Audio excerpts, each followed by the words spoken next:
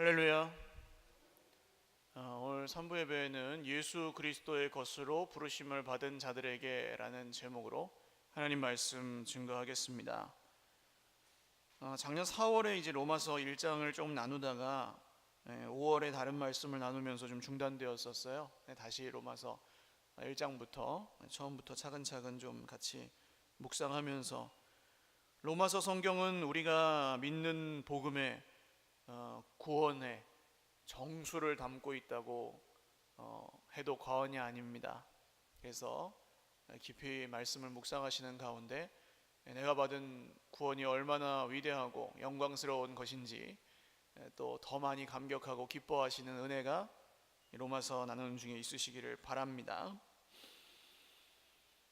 자, 1절 같이 읽겠습니다. 시작. 예수 그리스도의 종 바울은 사도로 부르심을 받아 하나님의 복음을 위하여 택정함을 입었으니. 아멘. 이 성경의 로마서 1장 1절의 맨 첫 번째 단어는 뭔가요? 예수 그리스도죠. 한글 성경은 그렇고 우리말과 어순이 좀 다른 원래 이 그리스말 성경은 바울입니다. 바울, 예수 그리스도의 종, 이렇게 영어도 그렇게 쓰죠. 수식을 받는 말을 먼저 쓰고 그 다음 수식하는 말을 뒤에 써요. 그러니까 로마서 1장 1절의 맨 처음 단어는 바울입니다. 그 의미가 있죠. 여러분, 우리가 오늘 이 1절에 보시면 바울이 사도로 부르심을 받아 그랬고요, 7절에 보시면 로마에서 하나님의 사랑하심을 받고 성도로 부르심을 받은 그랬습니다. 그러니까 부르심을 받은 사람이 또 다른 부르심을 받은 사람들에게 전하는 것이 지금 로마서 성경이었고, 또 우리가 믿는 복음입니다. 누가 누구에게요? 부르심을 받은 사람이 또 부르심을 받은 사람에게 전해주는 것이에요. 근데 뭐가 전해지느냐? 로마서 1장 1절의 맨 처음 단어 뭐라고요? 바울. 예수님을 믿고 변화되고 구원받은 내가 전해지는 것입니다. 할렐루야. 밖에서 요즘 전도를 해보면 분위기가 예전 같지 않잖아요. 기독교와 교회가, 믿는 사람들이 여러 가지 별 덕이 되지 않는 실수들이나 또 그런 모습들을 보여서 세상 사람들이 교회에 대한 어떤 신뢰를 많이 잃어버린 가운데 있습니다. 우리가 이런 시대에 다시금 회복해야 되는 것은 우리가 믿는 복음이 진짜라는 것을 드러내는 증거가 어디서 나타나야 되겠어요? 우리의 삶에서 나타나야 합니다. 할렐루야. 그래서 여러분, 예수님을 더 깊이 믿으면 믿을수록 모든 세상 사람들의 눈에도 매력적이고 멋지고 훌륭한 사람들이 되실 수 있기를 주님의 이름으로 축원합니다. 그래서 바울은 해서 맨 처음 단어가 바울이에요. 우리의 어떤 모든 지식과 말뿐이 아니라 모든 태도와 자세와 마음과 이런 것들이 한꺼번에 다 전해지는 거죠. 자, 그런데 바울이 누구래요? 그리스도의 종이라고 합니다. 예수 그리스도의 종이다 그래요. 여러분, 종이라 그러니까 좀 갑자기 굉장히 부담스러워지죠. 우리는 하나님의 자녀다 그러면 조금 편한데 예수 그리스도의 종이다 그러면 굉장히 거창한 것 같고 왠지 나는 종이 아닌 것 같고, 그래서 옛날에는 목사님들만 주의 종이고 성도님들은 주의 종이 아니다, 이렇게 생각하시는 분들도 있었어요. 그래가지고 기도하실 때, 대표 기도할 때 우리 교회에 세워주신 주의 종님을 이렇게 하면서 주의 종님이에요. 근데 여러분, 우리는 모두 부르심을 받은 예수 그리스도의 종입니다. 할렐루야. 자녀라고 표현해도 맞고 종이라고 표현해도 다르지 않아요. 결국 주인이 누구냐 하는 문제거든요. 여러분, 소속을 분명히 하는 게 중요하다고 제가 늘 말씀드리죠. 그리고 소속을 분명히 한다는 건 주인이 누군신지를 분명히 한다는 말과 같은 말이에요. 여러분, 우리의 주인이 누구십니까? 우리를 구원하신 예수님이 우리 인생의 주인이신 줄 믿으시기를 바랍니다. 다른 주인이 있으면 돼요, 안 돼요? 안 돼요. 그러면 그분은 성도가 아니에요. 다른 주인이 있으면 성도가 아니에요. 예수님이 주인인 사람, 예수님만이 내 인생의 주인이라고 인정하는 사람이 바로 성도입니다. 할렐루야. 이게 왜 중요하냐면요, 이게 이 부분이 정리가 안 되면 다음으로 넘어갈 수가 없어요. 내 인생의 주인이 누구냐? 이게 신앙 고백이잖아요. 나를 구원하신 분이 누구냐? 내 인생의 주인이 누구시냐? 이게 분명하지 않으면 어떤 식이 될까요? 내가 여전히 내 인생의 주인이고 하나님, 예수님은 그냥 필요할 때 나를 위로하거나 도와주거나 내가 원하는 걸 들어주거나 그런 분이 돼버려요. 굉장히 멀죠, 벌써 느낌이. 그리고 우리가 필요할 때만 찾을 수 있는 존재처럼 그렇게 여기게 됩니다.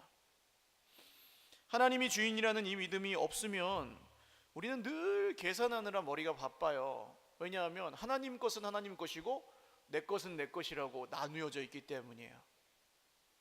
여러분, 고대의 종이라는 것은 노예잖아요. 노예의 모든 것이 주인의 것이었습니다. 그래서 노예의 아들, 딸들은 누구 것이에요? 네, 주인의 것이었어요.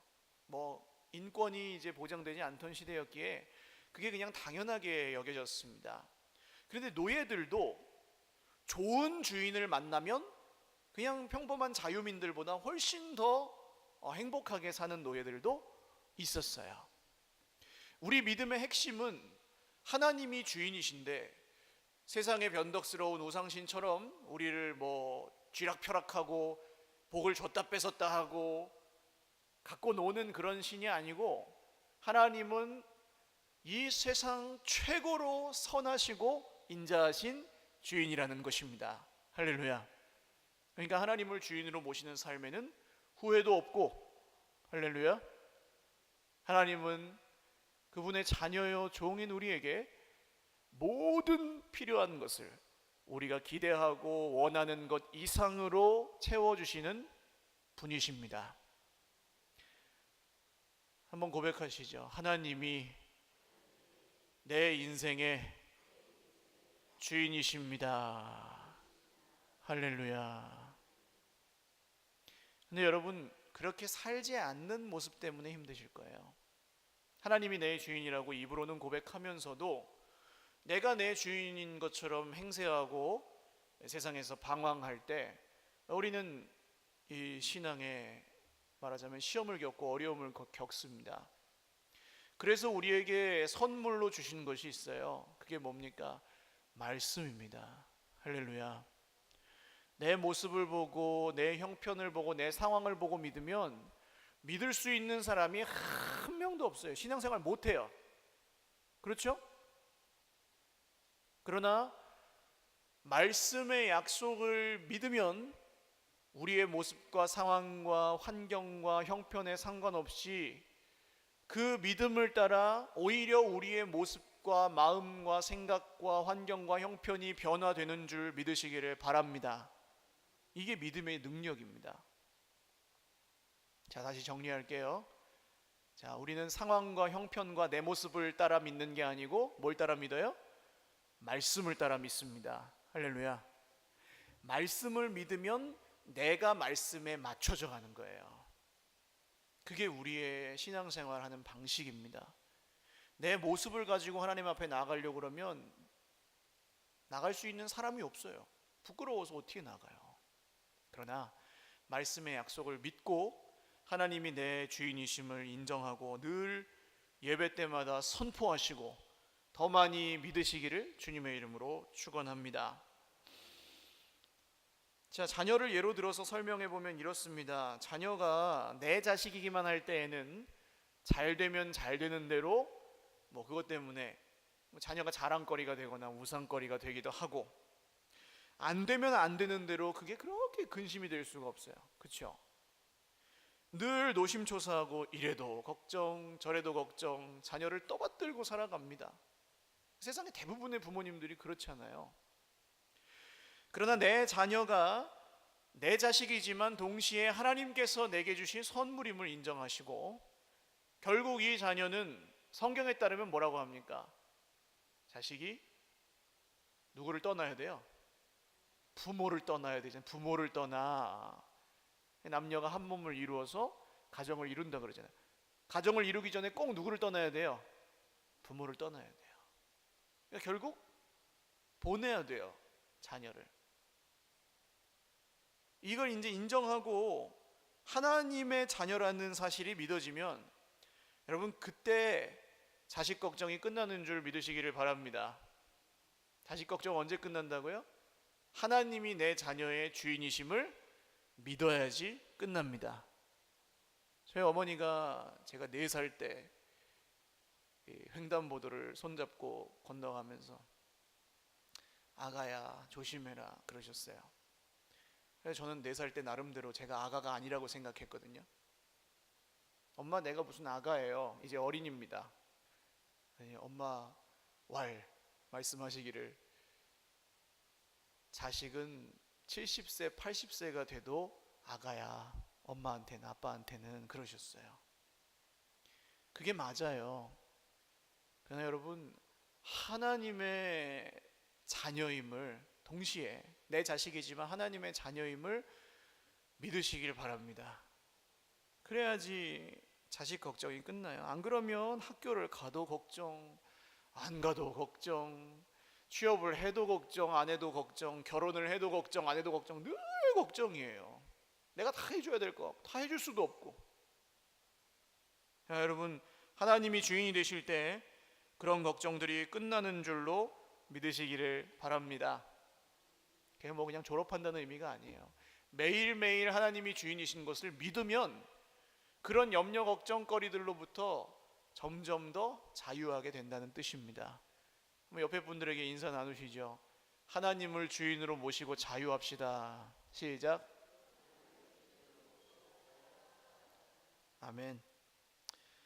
자, 그래서 이 예수 그리스도의 종 바울은 사도로 부르심을 받아 그랬습니다. 이렇게 해가지고 로마서 끝까지 언제 끝날까 염려하지 마십시오. 뭐 2시간씩 하지 않을게요.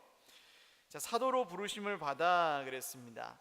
사도는 이제 예수님의 12명의 제자들을 처음에는 지칭하는 말이었고 그 후에는 조금 더 확장돼서 교회의 지도자들 중에도 사도라고 부르는 사람들이 있었습니다. 대표적인 예가 이제 예수님의 동생 야고보. 제자는 아니잖아요. 근데 야고보도 사도라고 불렀습니다. 바울 역시 예수님의 12제자는 아니었지만 사도라고 불렀습니다. 근데 이 사도는 단어적으로 어떤 의미가 있냐 하면 보내심을 받은 사람이에요. 그러니까 천사할 때, 사자할 때 이렇게 보면은 외교관을 우리나라에서 파견하면은 그 외교관은 누가 보낸 거예요? 국민들이 보낸 거잖아요. 우리나라를 대표해서. 보내심을 받은 게 사자고 사도입니다. 그래서 바울은 보내심을 받기 위해서 부르심을 받은 사람이에요. 말이 되게 어렵네요. 보내심을 받기 위해 부르심을 받은 사람이에요. 그러니까 하나님께서 이제 예수님을 믿지 않는 사람들에게 바울을 선택해서 보내셨습니다. 여러분 우리는 어떤 부르심을 받았나요? 바울 사도는 거창하게 이방인들을 구원하는 이 위대한 사명의 부르심을 받고 보내심을 받았는데 우리는 어떤 부르심과 보내심을 받았습니까?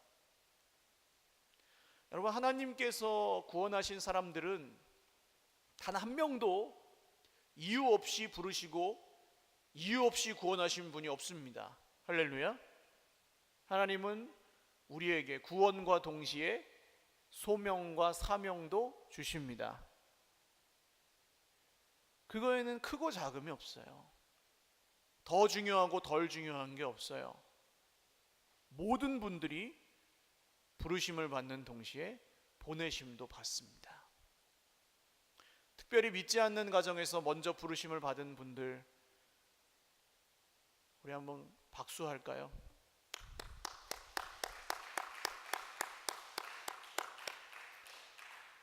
혼자서 이 한 가정의 첫 열매로 신앙생활 하시는 게 얼마나 어렵습니까?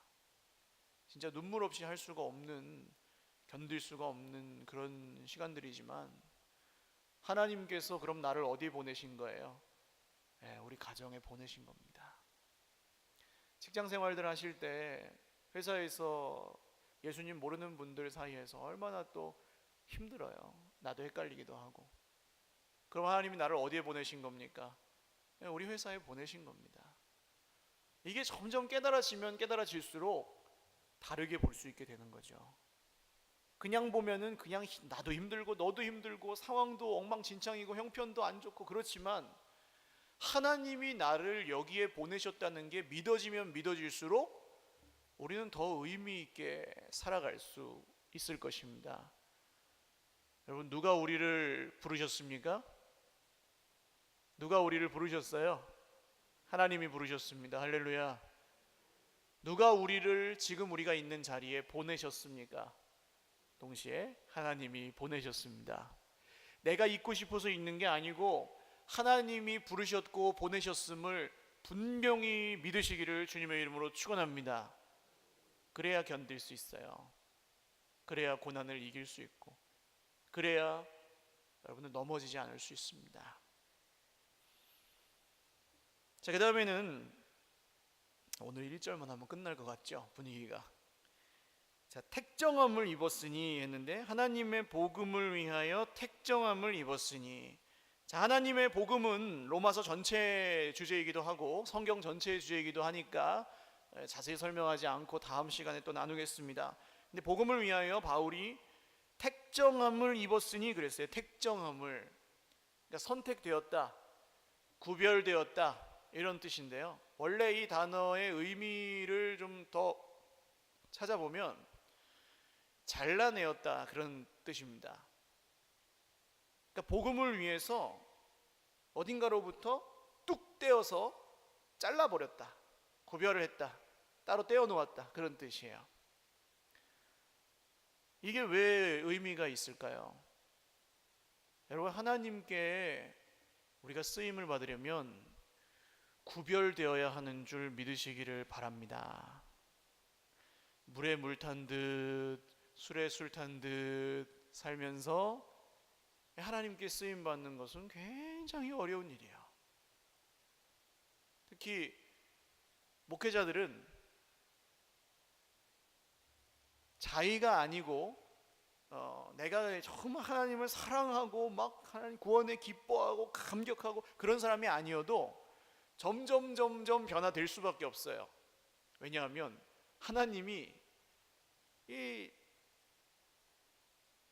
하나님에게서 멀어질 만한 그런 것들로부터 다 구별하셔가지고 싫어도 예배의 자리에 있어야 되고, 하나님을 찬송하고 감사하는 자리에 있어야 되고, 또 그것을 삶으로 늘 실천하면서 그 말씀을 전해야 되고, 그러니까 이거 안 믿을래야 안 믿을 수가 없어요.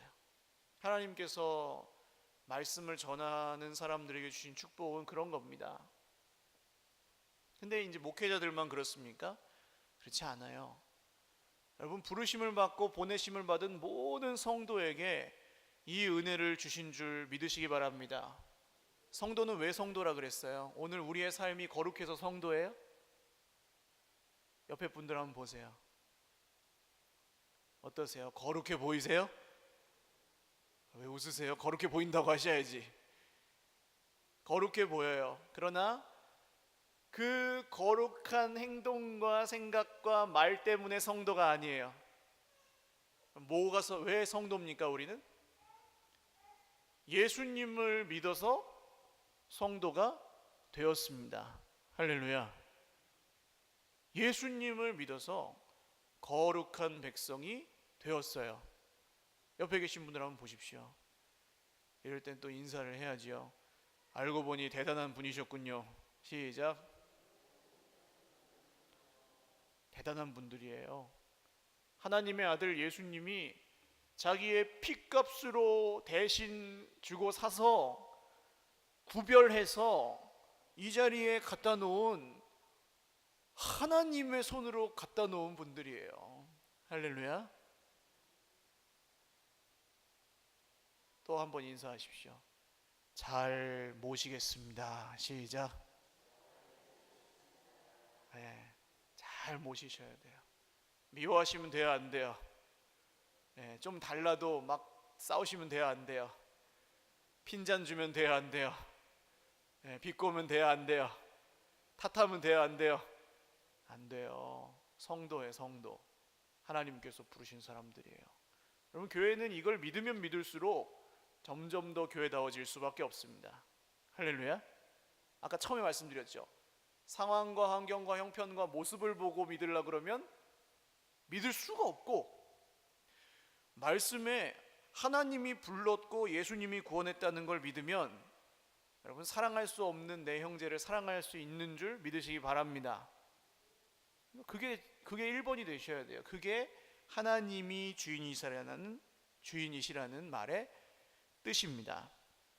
그래서 여러분, 구별된 사람들이에요. 우리는 믿는 사람답게 살아가는 것이 이제 우리의 목적입니다. 목표예요. 어떻게 그렇게 살아야 할지 결론적으로 한 구절만 잠깐 살펴보고 이제 말씀을 맺겠습니다. 5절을 한번 보시죠. 5절 말씀 같이 읽겠습니다. 시작. 그로 말미암아 우리가 은혜와 사도의 직분을 받아 그의 이름을 위하여 모든 이방인 중에서 믿어 순종하게 하나니. 아멘. 자, 예수님을 어떻게 하면 구원을 받아요, 우리가? 예? 예수님은 어떻게 하면 구원을 받아요? 믿으면 구원을 받죠? 할렐루야. 다른 게 필요가 있어요, 없어요? 없습니다. 근데 오늘 굳이 바울 사도가 모든 이방인 중에서 믿어 어떻게 한대요? 순종하게 하나니 그랬어요. 순종하게. 순종, 믿어 순종, 여기다가 동그라미를 하나 콱 쳐놓으십시오. 펜이 있으신 분들은. 믿어 순종하게 하나니. 이게 로마서의 처음과 끝을 장식하는 아주 중요한 단어입니다. 동그라미 콱 쳐놓으시고요. 그 다음에 마지막 장으로 가볼게요. 16장. 로마서 16장으로 한번 가보십시오. 16장 26절. 자, 26절 같이 읽죠. 시작. 이제는 나타내신 바 되었으며 영원하신 하나님의 명을 따라 선지자들의 글로 말미암아 모든 민족이 믿어 어떻게 해요? 순종하게 하시려고. 똑같은 말이 또 나오죠. 아니, 믿음으로 충분한데 믿어 순종이라고 굳이 이렇게 썼을까? 여러분, 믿음은 순종과 같은 말이에요. 할렐루야. 믿음과 순종은 같은 말이에요. 이거 동전의 양면이라고 표현할 것도 없어요. 같아요. 그냥 난 예수님을 믿는데 순종은 못하겠어, 이건 믿음이 아니에요. 이해가 가시죠? 여러분, 믿는 사람은 순종해요. 그게 믿음의 증거예요. 성도답게 산다는 것은 무엇입니까? 말씀에 순종한다는 거예요. 세상의 기준을 따르지 않고, 할렐루야, 이전에 내가 갖고 있던 기준을 따라가지 않고 이제는 말씀에 나 자신을 쳐서 복종시키고 순종한다는 것이 우리가 예수님을 믿는다는 말의 뜻입니다. 근데 순종하려면 우리가 뭐에 순종한다고요? 하나님의 말씀에, 예수님의 말씀에 순종을 하잖아요. 말씀에 순종을 하려면 적어도 그 말씀이 무슨 뜻인지를 알아야 순종을 할 수가 있겠죠. 성경을 읽는 것은 그 이유입니다. 성경을 왜 읽어요? 순종하려고 읽는 거예요. 할렐루야. 이 굉장히 중요한 얘기입니다. 무슨 지식을 얻으려고 읽는 게 아니에요. 하나님을 주인으로 생각하고 믿는 사람들이 주인이신 하나님의 말씀을 순종하기 위해서 읽는 책이 성경이에요. 그러니까 우리는 보고 여기서 막 머리를 굴리지 않아요. 믿어지면 믿어질수록. 그리고 보고 그대로 삽니다. 그리고 순종하는 사람들에게 하나님께서 뭘 주시는 거예요? 복을 주시는 거예요. 할렐루야. 순종하는 사람들은 뭘 받아요? 복을 받습니다. 복을 받기 싫으신 분들 한번 손을 들어 표를 해 주십시오. 없으시죠? 어떤 사람이 복을 받습니까? 믿어 순종하는 사람이 복을 받습니다. 여러분, 내 생각과 다르죠? 말씀이 당연하죠. 내 생각과 같으면 내가 하나님이죠. 하나님의 인도하심이 때로도 우리의 이해와 상식을 벗어나지요. 당연합니다. 우리의 기준과 하나님의 기준이 다르기 때문이에요. 때로는 우리가 이해할 수 없어요. 때로는 너무 견디기 힘들 만큼 하나님이 나를 갖고 막 뒤흔드는 것 같고 그럴 때도 있어요. 그러나 여러분, 그럴 때에도 이 말씀에 믿어 순종하는, 어떻게 해요? 믿어 순종하는 성도의 모습이 저와 여러분에게 있으시기를 주님의 이름으로 축원합니다. 그러면 우리 하나님께서 그 가운데 우리에게 복을 주십니다. 말씀을 맺겠습니다. 로마서 전체에 아주 중요하게 이제 다루게 될 내용이에요. 이 믿음 그리고 순종.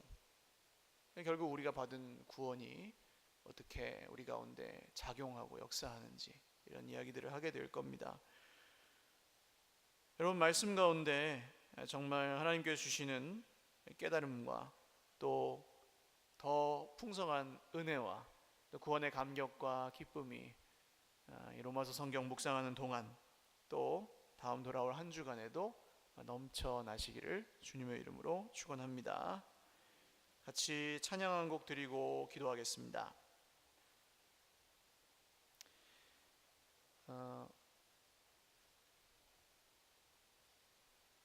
찬양을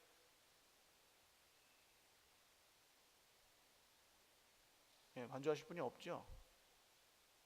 그냥 기도할게요. 그냥 기도하겠습니다. 하나님께서 우리를 부르셨습니다.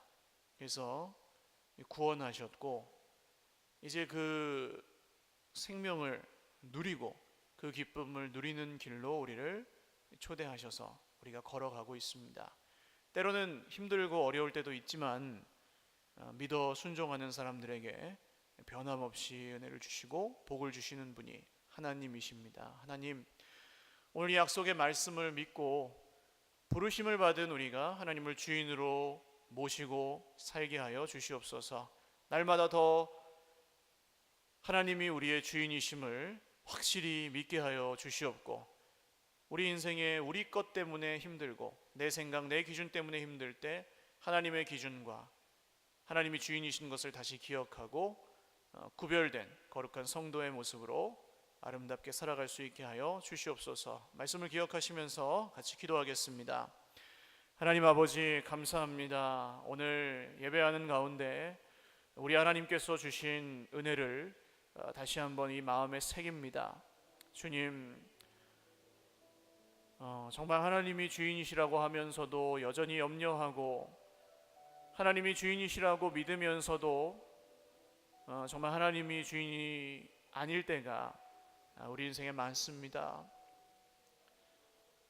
우리를 긍휼히 여기셔서 말씀을 더욱 믿게 하시고 그 말씀에 더욱 순종하게 하여 주시옵소서.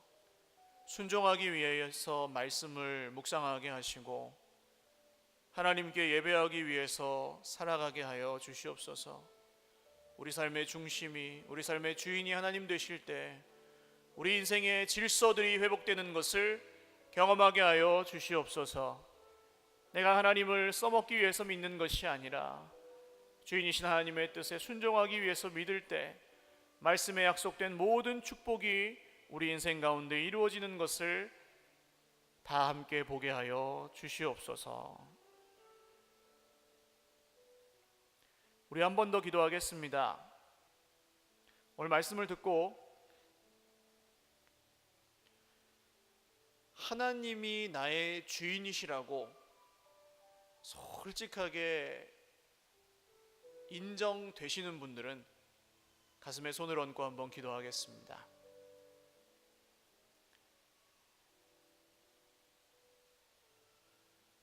그리고 하나님이 나의 주인이신 것이 아직 믿어지지 않는 분들은 솔직하게 마음을 내려놓고 기도하셨으면 좋겠어요. 하나님, 내가 내 것이 아직도 많이 살아있고 내 것이 때로는 아깝고 이것만큼은 포기하기가 어렵고 그래서 하나님을 주인이라고 말하기에 부끄럽습니다. 그러나 이 성경의 하나님은 우리를 착취하고 우리를 괴롭히고 우리를 힘들게 하는 변덕스러운 주인이 아니고 이 세상에서 가장 선하고 인자하신 좋은 주인이심을 오늘 말씀을 통해 들었으니 정말로 하나님이 나의 주인이심을 다시 한번 인정하고 믿게 하여 주시옵소서. 우리 같이 그렇게 고백하며 기도하겠습니다. 하나님은 우리 인생의 주인이십니다. 하나님이 내 인생의 주인이시고 하나님이 우리 가정의 주인이십니다. 하나님이 우리 자녀들의 주인이시고 하나님께서 우리 교회의 주인이십니다. 하나님께서 온 세계 역사의 주인이시고 하나님께서 이 온 세상 만물의 주인이십니다. 만물의 주인이신 하나님 아버지를 믿으니 이제는 걱정하지 않겠습니다. 만물의 주관자이신 하나님을 믿으니 내 생각대로 되지 않을 때 열받아 하지 않고 분노하지 않겠습니다. 우리 하나님께서 오늘 살아가신 주의 백성들 모두에게 이 믿음을 허락하여 주시옵고 예수님의 이름을 믿는 모든 사람들이 하나님을 주인으로 모시고 헛된 자기 중심성에서 벗어나 하나님 중심으로 살아갈 수 있도록 은혜를 베풀어 주시옵소서. 하나님의 영광을 바라보며 하나님을 의지하고 정말로 성도답게 구별되고 부르심을 받은 사람들답게 또한 보내심을 받은 사람들답게 이 땅에서 살아갈 수 있도록 우리 모두에게 은혜를 베풀어 주시옵소서. 존귀하신 하나님 아버지, 감사합니다. 바울을 부르셨고 로마의 모든 성도들을 부르셨던 하나님께서 오늘 우리도 불러주셨음을 믿습니다. 하나님, 부르심을 받은 성도답게 믿어 순종하며 살게 하여 주시옵소서. 말씀을 믿고 순종하는 사람이 받는 모든 은혜와 복을 우리 인생 가운데 경험하고 누리게 하여 주시옵소서. 하나님의 영광을 우리가 믿는 복음 안에서 늘 새롭게 발견하고 세상의 삶의 무게와 어려움에 억눌리고 짓눌려 살지 않게 하여 주시옵소서. 우리를 자유하게 하는 복음을 믿고 오늘 우리의 마음이 새로워지게 하여 주시옵소서. 사람의 말로는 설득되지 않는 것들이 오늘 우리 안에 계시는 성령님의 은혜로 정말 우리에게 믿어지게 하여 주시옵고 정말로 그 믿음을 따라 살아갈 때 이전에 우리의 삶과 어떻게 다른지 우리 모두가 함께 경험하며 더욱 하나님을 깊이 의지하고 신뢰하며 살아가는 성도의 삶이 되게 하여 주시옵소서. 감사하옵고 예수님의 이름으로 기도 올리옵나이다. 아멘. 우리 하나님께 박수로 영광 돌리겠습니다. 바로 축도하고 예배 마치겠습니다.